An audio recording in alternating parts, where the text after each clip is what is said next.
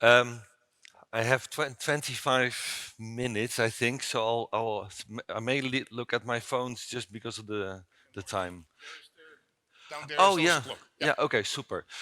Um, it's a somewhat unusual story, probably. I'm originally a process engineer. I used to design factories, and I always wanted to work abroad. And that happened in 2004 when I joined an engineering company. For the first time, my first project abroad was in Ukraine. I had to help a Dutch company buy a shipyard in Mykolaiv in the south of Ukraine. And when went to, I didn't know a lot about Ukraine, but I went to Ukraine and was in the middle of this orange revolution. So there were streets filled with people. I thought it was amazing to see that these people wanted to get rid of Soviet Union corruption, etc. And that's yeah now 20 years ago. I established some sort of relationship with the Ukrainian officers, and at some point I moved to Ukraine, and I spent years working in most of the big cities in Ukraine. From spent time in Donetsk, Simferopol, Sevastopol, Zaporizhia, etc. At some point, I was offered this sort of same job, but in Russia. And so, end of 2012, I moved to Russia, and the thing is, when this Maidan protest started in Ukraine, and I was in the middle of Moscow, I noticed how the old media in Russia started calling, yeah, like Ukrainians Nazis and God knows what, and they started making legislation to protect Russian-speaking people in other countries. And for me, it was like I didn't understand, and nobody. It was very difficult to talk to people there. Like, why the hell would Russia? It's a protest in the neighboring country. Why would Russia do this? There must be a reason. So I started collecting a lot of data, changes in legislation. I looked at media, what they were doing, but I also noticed a lot of really weird accounts on social media. Um, so I started looking at like what are these accounts doing? Is it part of a network? I started doing with by hand reverse image search on pictures, etc. But then in Excel, I managed to make sort of network analysis just by hand. Tedious work. I spent weeks, days on just analyzing what these accounts were doing. At some point, I called ICT. He's one of the biggest ICT specialists in the Netherlands, at least that I know. And I asked him, I spent days, weeks, months on this stuff. Can you help me automate it? So we started building software to actually uncover these networks. Even before Twitter um, gave the data about this Internet Research Agency, I think everybody's heard about this famous troll factory in Russia. We already found it. I was even caught up in discussions with these trolls when the war in Ukraine started. So we called the company Trollrensics, really unusual name, so everybody will remember. You're always on number one on Google search, which makes it really interesting. The whole idea is that we have scrapers basically which take data from social media platforms. It can be TikTok, it can be Twitter, it can be any type of social media platform. And we take in large amounts of data. So some of these investigations have millions of posts. It's just not one or two or three posts. Every social media platform is different. It all goes into a data warehouse. We have analysts working on the system. It's everything is it's an online platform, so we can work with people in Lithuania. We have Ukrainian colleagues who use the system, and you have a lot of dashboards, and we have a lot of software. We really specialized not in analyzing stuff, debunking stuff, but we specialize in finding the troll farm and analyzing what they do. It's very niche. I don't know a lot any company basically which does this, but there are some companies that at some point found troll farms. So suppose we take in, I don't know, 200,000 posts on a whatever social media platform. We don't look at the content. It's a black box. It's just a lot of data. Without looking at the content, I don't look at what these accounts, people, whatever, what they're doing. but we look at really strange behavior of accounts. So accounts that were just created and in just a matter of sometimes days or weeks, they gather thousands of followers. That's unusual, right? There are on X, which was called Twitter in the past, there are about 23 of those characteristics that you can analyze and use to prove that it's actually a troll farm, that it's not just one account. If somebody, it doesn't matter who, is on social media and you see accounts and you see some weird account and it's saying like, Ukrainians are all Nazis. That is a propaganda and a lot of people understand this, but it may be part of a network. There may be 200,000 more of these accounts, but you can't see as a normal user. So what we do is we really zoom out and we, without looking at content, we can find these really weird characteristics, and then we do network analysis. We use all kinds of AI to actually prove that it's a network. I will show two cases. First one is, and I'm very proud that my good friend and colleague Gidrius is here. He's head of Lithuanian elves. First project I will show was we offered to NATO a really strange proposal. We said, we don't know what we will find, but we offer to look at Lithuania and whatever like disinfo networks are targeting Lithuania. It can be Russia, it can be any other country, or it can be a company or whatever. We will find those troll farms and show you how Lithuania is being targeted by disinfo. But we're not experts on Lithuania. But he is, so he can do that. That's nice.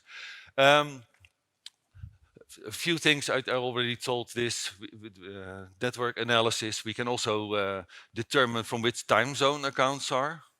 That is something that I will show in a minute. And we really look at coordinated behavior.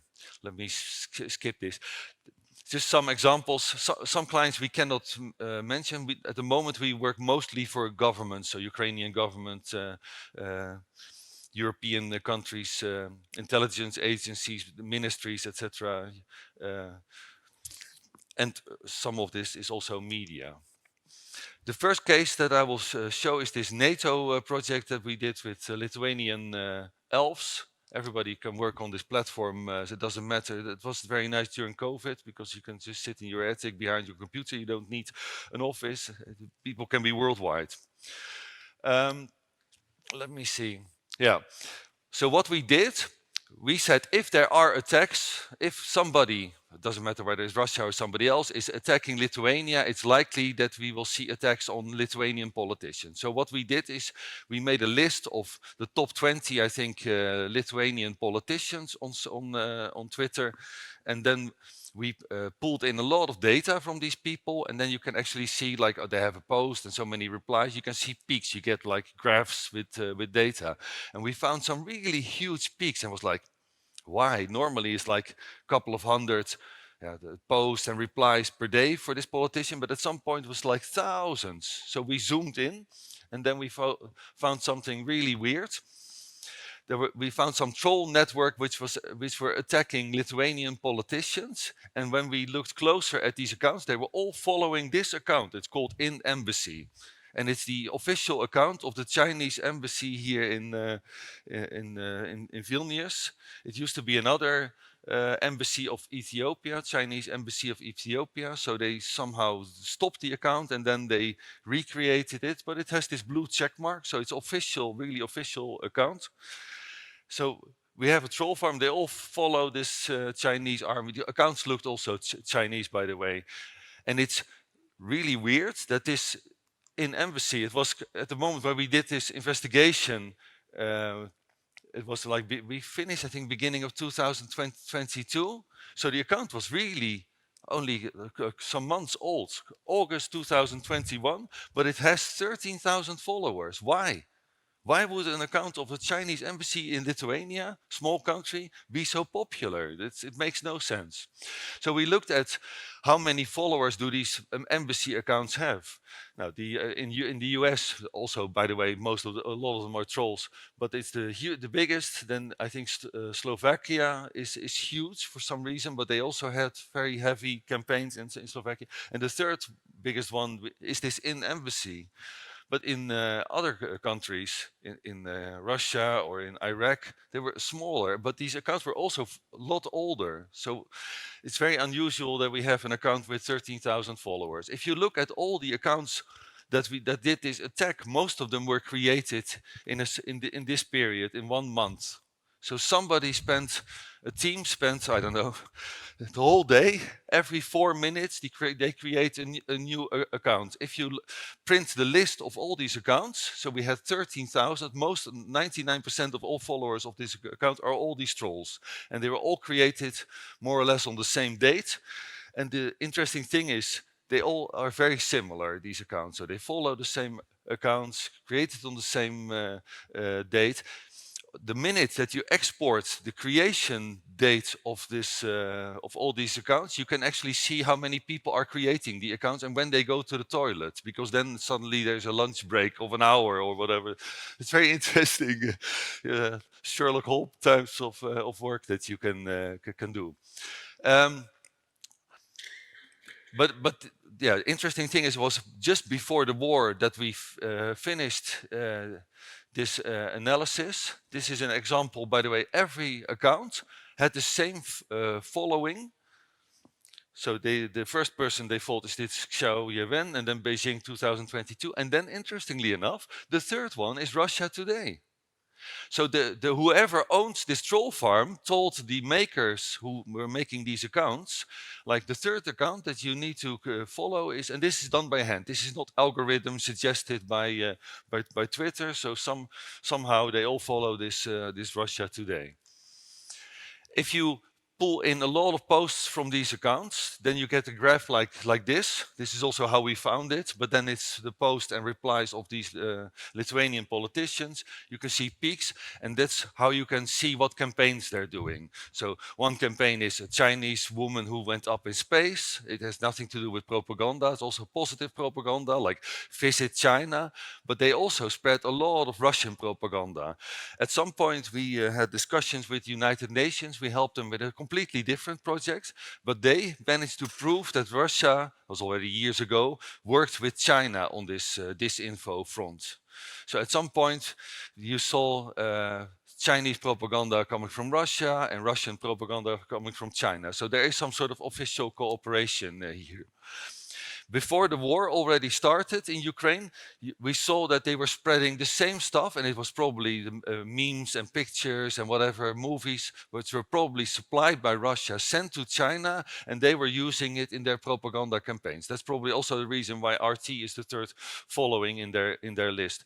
So here they claim that Azov fascists were on the streets of Hong Kong, also trying to push people in Hong Kong to be separatists. They spread propaganda about soldiers. NATO is the big enemy.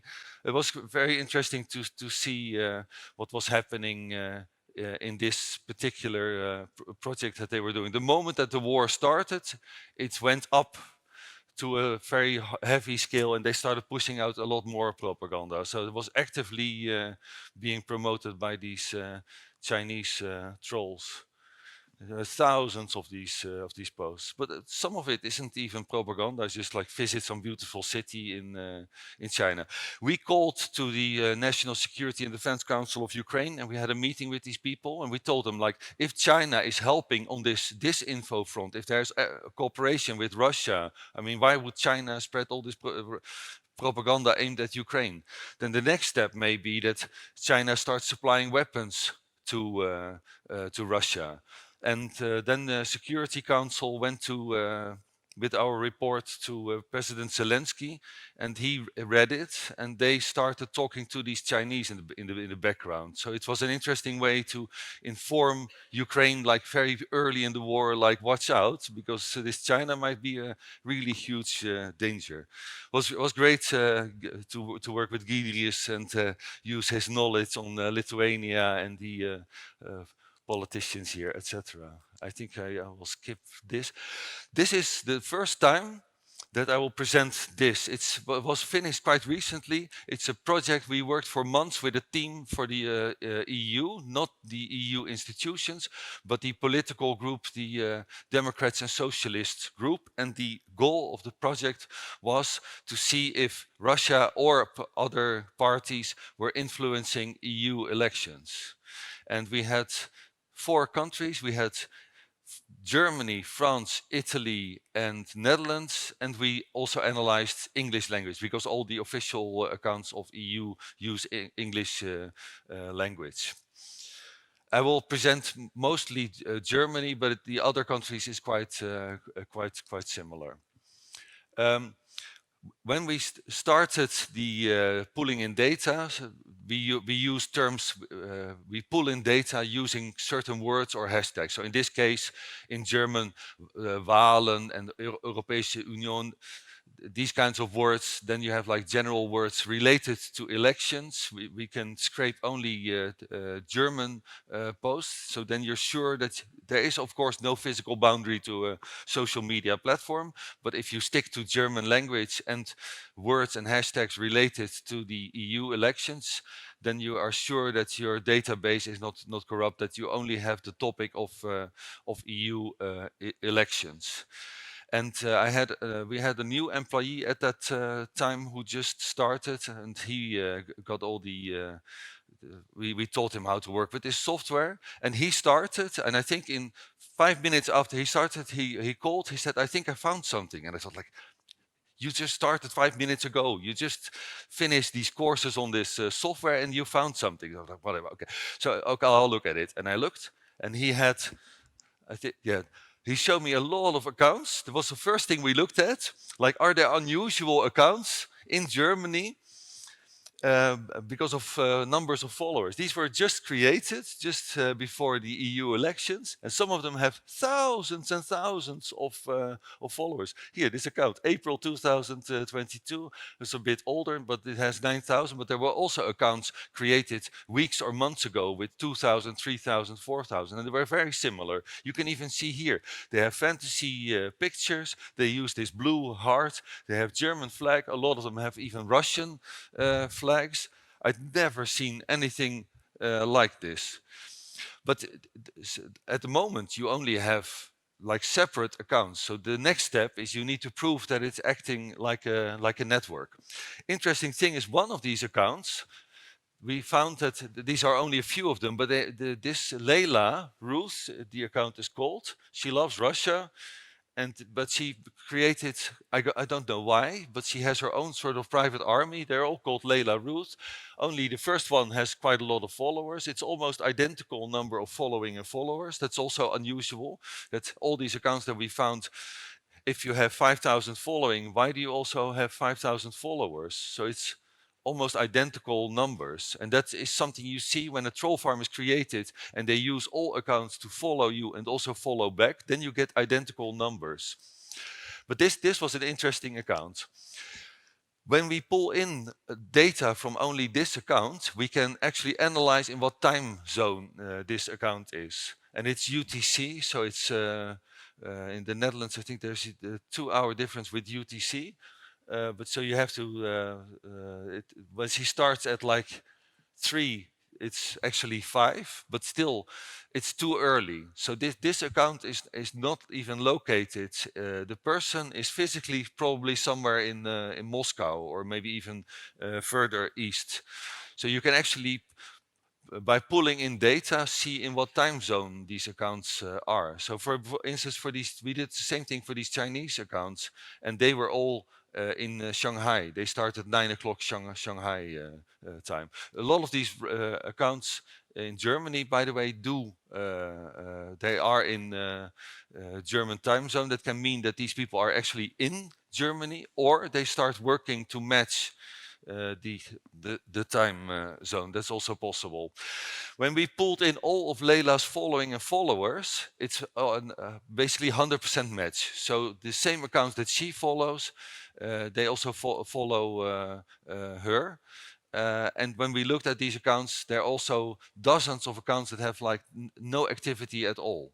Why would somebody create a new account and start following lists, huge lists of accounts that never were active, and they also follow back? So she had to know that these accounts were part of the network, and they followed her back. So it was artificially created.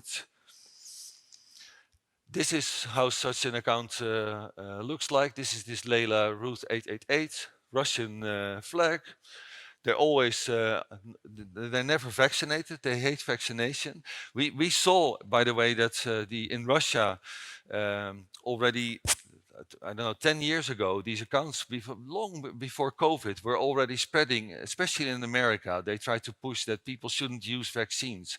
They see that as a very perfect way to destabilize societies. And then I think they were probably very happy with COVID, because then they could really push, like, you should never be vaccinated for COVID.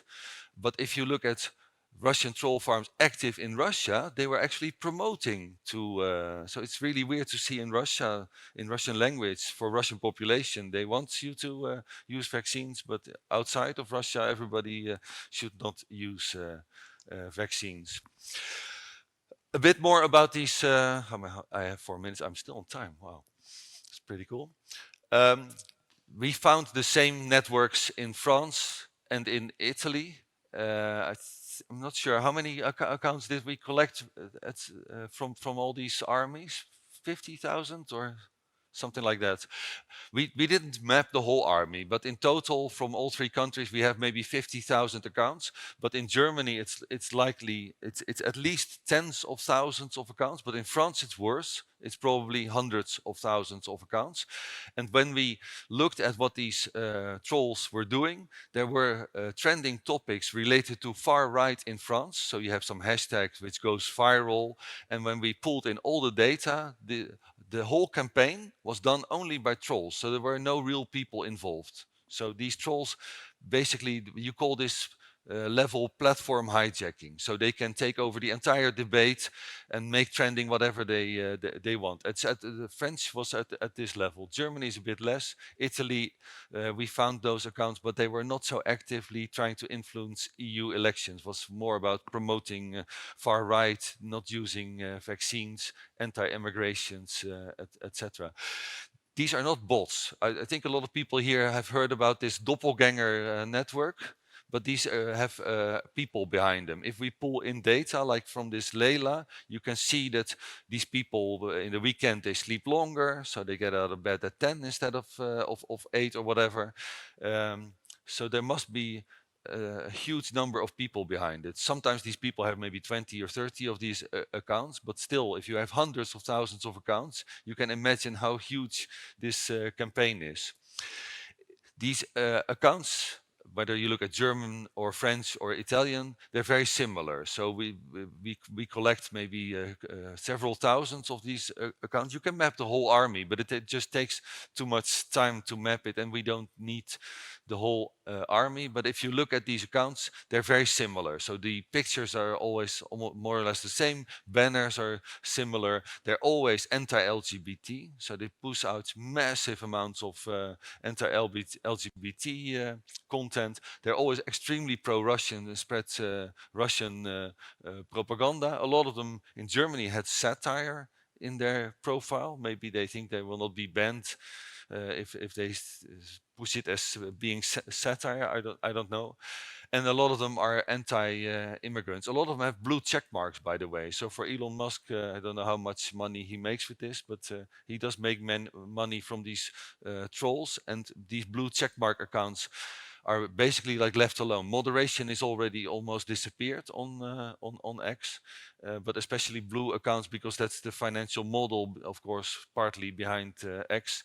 They also leave them alone. So you can do more if you have a blue check mark. So if you want to swear a lot on X, get this blue check mark. Some of these accounts were created recently, but a lot of them are older. So we found already accounts attacking EU and Ukraine that were as old as 2011. So even before the war started in 2014. Yeah, and of course, Ukraine related, they spread massive amounts of Russian propaganda. At some point, we there was a hashtag in the beginning of the war which went viral. It's Zelensky war criminal, and well, I can't remember the exact percentage, but I think 25% of the whole database we had, I don't know how many hundreds of thousands of tweets with the hashtag Zelensky war criminal, was done by the Russian trolls in Italy. So we can actually say to our database, like we have so many tweets with Zelensky war criminal, how many of these trolls, how many tweets are there with this hashtag? So they were behind. We found a lot of old investigations. We found the same troll networks. Yeah, that's it. I'm exactly on time. Hey, thank you very much. There is no time for questions, but I think we'll be able to talk if somebody has questions and later during break or whatever.